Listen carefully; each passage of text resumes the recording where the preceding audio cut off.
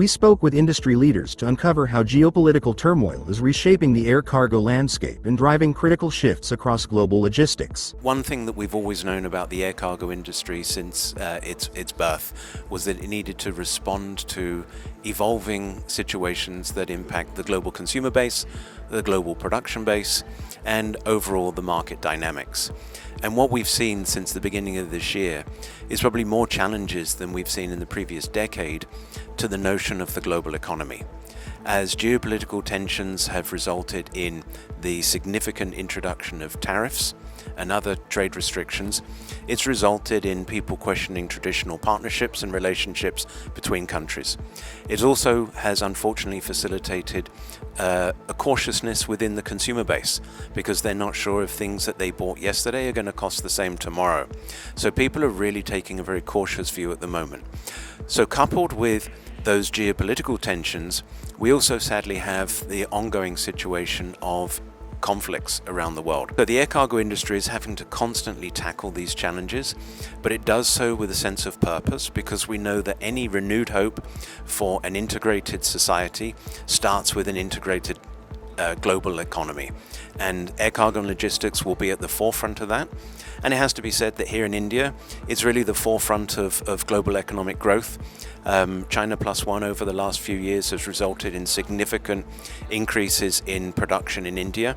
And we see that growing continually going forward. So I'm very encouraged by what we're seeing in this marketplace, and I'm hopeful that the global economy can overcome the current shocks that it's experiencing and continue on that growth trajectory. There are a lot of sanctions across a lot of different countries for various reasons.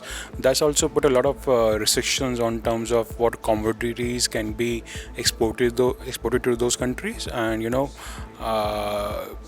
it actually is a very challenging situation where you have to deal with all kind of regulations, and you have to be on top of all those regulations in terms of what are the commodities which are restricted and how you can export those commodities. Like for example, there are a lot of commodities which are restricted for export to Russia right now.